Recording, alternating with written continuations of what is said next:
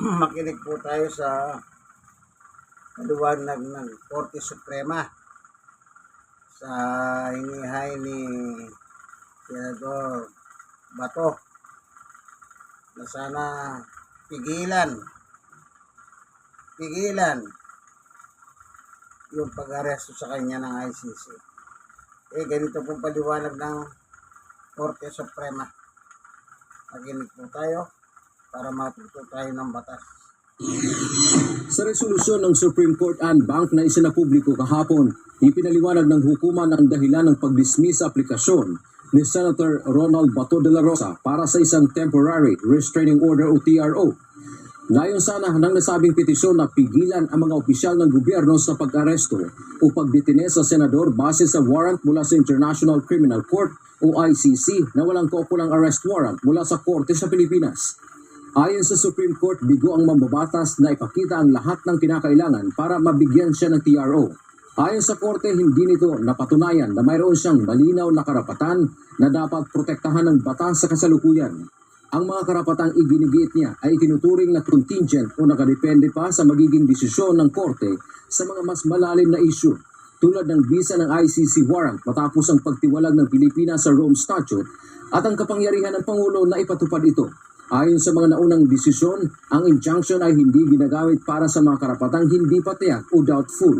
Sinabi ng korte na walang patunay ng aktwal o material na pag-atake sa mga karapatan ni Senator De La Rosa. Binigyang din ng SC na ang senador ay nabigyan ng protective custody ng Senado na mismong humadlang sa anumang tangka ng pag-aresto sa kanya.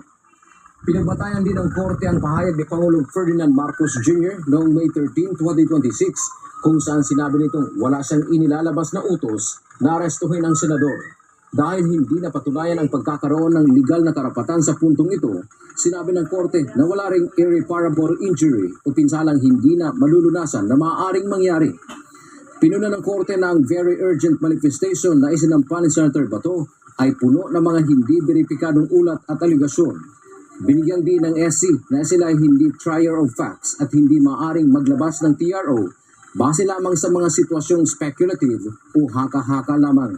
Dahil dito, nananatiling nakabinbin ang main petisyon ni De La Rosa at dating Pangulong Rodrigo Duterte para sa certiorari at prohibition, ngunit hindi sila nabigyan ng pansamantalang proteksyon habang dinidinig ang kaso.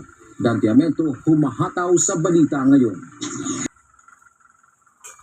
So, narinig niyo po Korte Suprema na nagsalita. Kasi ang itong grupo ng Duterte kasi, ginagawa nilang kanlungan ng Korte Suprema Akala mo ang Korte Suprema ng mga taga Davao lamang. Hindi nila, paano naman kaya yung mga biktima? Hindi kaya sila nangangailangan ng Korte Suprema? Yan ang inilatagpo ng Korte Suprema. Kaya tatandaan nyo po kayong mga tagasunod ng mga Duterte, hindi po kanlungan ng kriminal ang Korte Suprema. Ang Korte Suprema, korte ng buong Pilipino. Kung kayo lang naman ang papanigan, halimbawa, mga Duterte's family and allies, paano naman yung mga biniktima ninyo? Wala na ba silang karapatan sa Korte Suprema?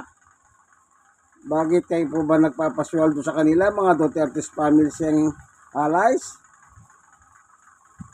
Kaya sabi nila nga, hindi kanlungan yan. Pati ang Senado, hindi kanlungan ng kriminal yan. Alan Peter Cayetano, pag-ahari ng gobyerno yan, pag-ahari ng taong bayan yan.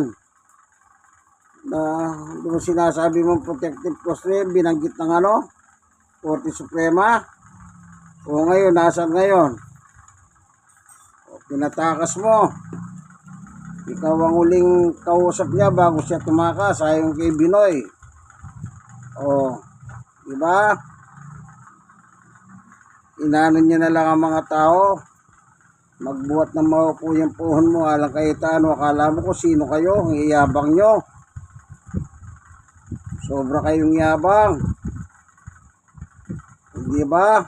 O sino bang umatagi sa Senado? Sige nga, Sabi mo, under attack, o sino nga umatake sa inyo? Saan ba nanggaling yung baril? Saan ba nanggaling yung putok? Hindi ba sa loob ninyo Senado? O hindi ba? O tanungin mo yung si Mau, Aplaska, Mr. ni Bato. Siya ang una nagpaputok bakit? May kalaban ba siya? O kung sakali man, totoo yung sinabi niya, pero nagsinungaling siya Wala namang NBI sa Senado Nandun sila sa GSIS. Kung nandun man ang NBI, kalaban nyo bang NBI? Bakit mataas ka pa sa NBI? Plus ka, mataas ba kayo sa NBI? Nabigyan lang kayo ng konting kapangyarihan, akala nyo kung sino kayo.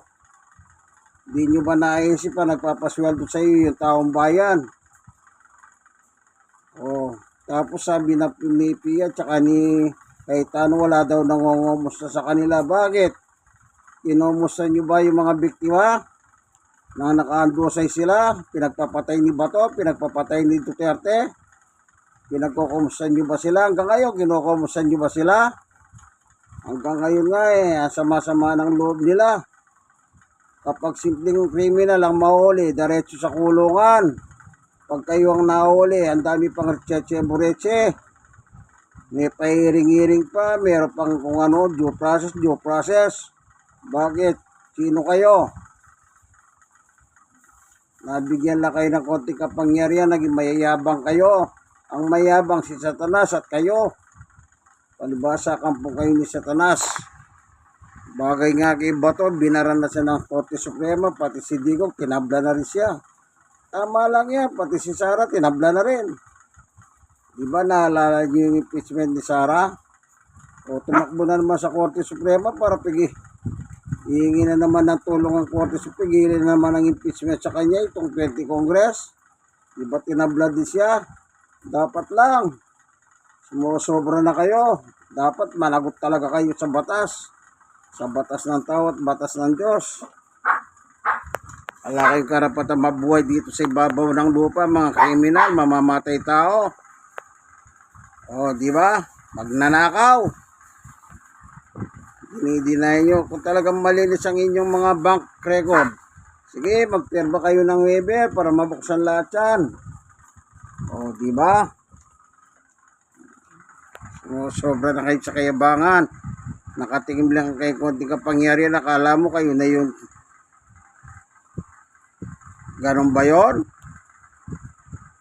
Ano ba yun? Napanood ko yung Spider-Man yun Di ba sabi nung kapag meron kang hindi ko masyado sa English ano ba sinabi doon?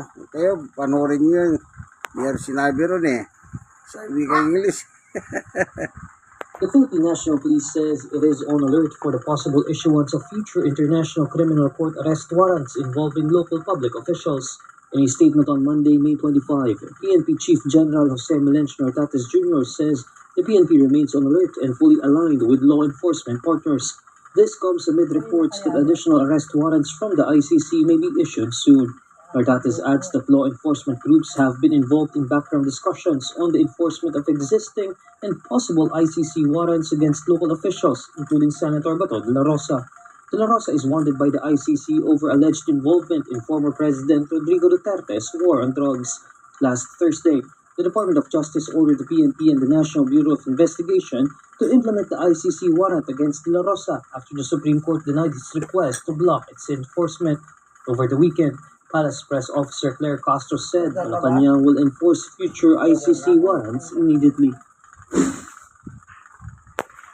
We ask the questions, we tackle the issues, we clarify matters, and we get on point.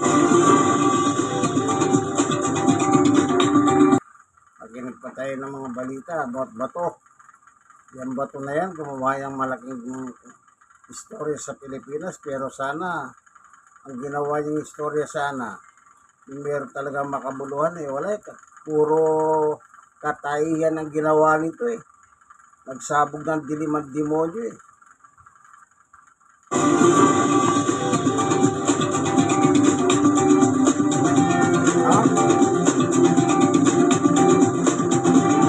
Sasawa, nag-usaw-usaw pa. Ba Ayan. The manhunt continues for Senator Bato de la Rosa. His camp insists he remains in the Philippines. While his exact whereabouts remain unknown, the National Bureau of Investigation is moving to revoke his firearms licenses, saying the senator may be armed and dangerous. Let's get on point with NBI Director Melvin Matibag. Director Matibag, good to have you again. Welcome to the show. Thank you so much for your time. Good evening, Ma'am Pinky, and good evening po sa lahat po ng tumatakilig sa inyong programa. Director, nasaan na ho ba si Senator Bato de la Rosa? Well, we cannot say exactly where he is, but what can I tell you is, ang NBI po, we have a dedicated tracking team to locate him and effect the arrest na po. And of course, we are always coordinating with other agencies who can help us to locate and arrest Senator Bato de la Rosa. Ano po. Any leads? Meron naman po, pero I'd rather keep it to the organization sapagkat we don't want to compromise and to put in harm's way po mga operatives po doon sa grounds po natin. Let me rephrase the question, sir. Any confirmed leads? Meron po kaming mga tinitingnan na lugar na nabanggit at na-report po sa amin. But in the meantime, we are just doing the surveillance just to make sure na kung ando doon po ay we can effect the arrest po. Masasabi niyo ba, Director, na meron na pong nakakita sa kanya at nagbigay ng impormasyon sa inyo on his whereabouts? Actually, Ma'am Pinky, that's one of our concern because a lot of information are coming in at kailangan po namin i-process. Hindi naman po namin pwedeng baliwalain yung mga information na binibigay. Sometimes ang nangyayari nga po yung mga information hindi namin alam na parang baka trying to mislead us pero we process it. Kaya pakiusap nga po namin sa ating mga kababayan na huwag pong gawing biro or gawing parang to mislead law enforcement para malocate po si Senator Bato de la Rosa. Meron pa nga po mga mamampingki na trying to scam the agency, asking for money para magbigay ng information. When we look at the leads, na negative naman po. So, na po, again, I have to request the public na sana po seryosohin po natin yung pagtulong at palahanap po kay Senator Bato de la Rosa. I know that you don't want to divulge, any more information on his whereabouts that may lead to his arrest, sir. But frankly, sir, can you tell us, are you getting close? Well, we hope that we are getting close kasi yung information naman po, medyo magaganda naman yung pumapasok. But in the meantime, ang mahirap po yung tanong niyo, ma'am, kasi yung unang-una, yung pangyayari na pagkawala niya, kailangan siguro matanong natin yung mga taong huling nakasama niya. Mm-hmm. And yung iba naman po nagbibigay ng information, we have to protect them somehow dahil some of them are personalities na kakilala rin ng Senator Bato. Okay. So, we just hope na the arrest will be sooner than later na po. At mag-positive yung aming pong sinusundan na leads po. We speak na. Director, you mentioned that there are leads at ilan po ay posibleng malapit o kilala niya. Meron ho ba kayong, sa ngayon, sino ho ba yung inyong masasabi ninyong persons of interest sa ngayon mula nung siya po ay umalis sa Senado ng madaling araw ng Thursday? Well, ang unang-una po nating tatanungin dapat dyan si Senator Robin Padilla because he already admitted na siya nagsabay, siya yung nagsakay at kung saan niya binaba. So yun po yung ating pinakatinitingnan na lead dyan. And we hope that Senator Padilla will come forward and to give us more details on what happened. Hindi niyo pa po siya pinapatawag, sir? Sa ngayon, wala pa po. May pakipag-usap po kami dahil sinabi naman po natin ang Department of Justice will be the lead agency in investigating this matter. So, we will leave it to DOJ. Of course, we have some recommendations, but at the end of the day, it will be DOJ who will definitely act on it. I was actually going to ask you who the lead agency is, and you just answered that it's the DOJ. Director, maliban po kay Senator Padilla that you mentioned is a person of interest, who else is a person of interest? We have identified some, Ma'am Pinky, but I am in no liberty to mention because we are gathering more information and in a surveillance mode right now. But when he left the Senate premises that Thursday morning at 2:30, meron po siyang kasama, security ho ba niya yun na female, sir? Siya ho ba ay person of interest? And lumabas na po yung kanyang pangalan. Yes, we have identified that, and I think that personnel belongs to the security detail of Senator Robin. Yeah, this is what we're showing. I know you're not seeing it, but yung pong female na may hawak-hawak po na bag. Would you know kung nakausap na po siya ng DOJ? I will have to ask Secretary Bida. Actually, I will be having a meeting with him. All right. Director, would you say he's still in the Philippines or there are concerns that he might be abroad? Well, if you will look at the records of immigration, wala po siyang record of departure. But of course, you will see na nangyari na yan, nakakalabas sa lupo. So anything is a possibility, and we are hoping na nandito pa siya sa Pilipinas. But if he decide to go out of the country, mas mahirap po for him because there are about 122 members of the ICC who can effect the arrest of Senator Bato de la Rosa. I see. Mas delikado pa po. Basically, that's what you're saying. If he's Yes. abroad. Okay.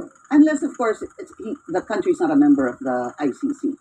Well, there is international commitment among members of nation. Even if you are not a member of ICC, there is a international commitment po when it comes to this. And if there's an Interpol red notice, that will be enforceable even if you're not a member of ICC po. Director Matibag, are you confident that the senator will be caught? Or will be arrested?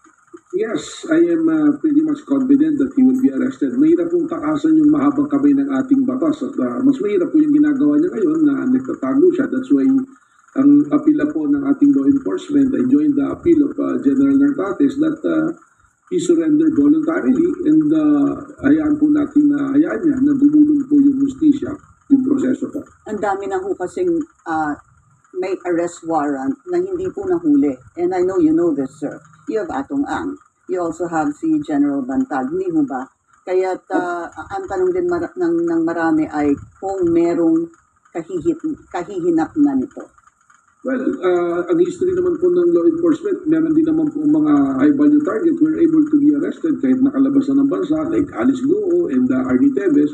So, siguro po, matter of, hindi not chance, but probably yung tama po na surveillance at pakipagtulungan po with other agencies, and if the possibility of going out of the country are the commitment of other countries sa international community po. Ang sabi niyo po, Director, that he is armed and dangerous. Bakit niyo po nasabi na armed and dangerous si Senator Bato de la Rosa?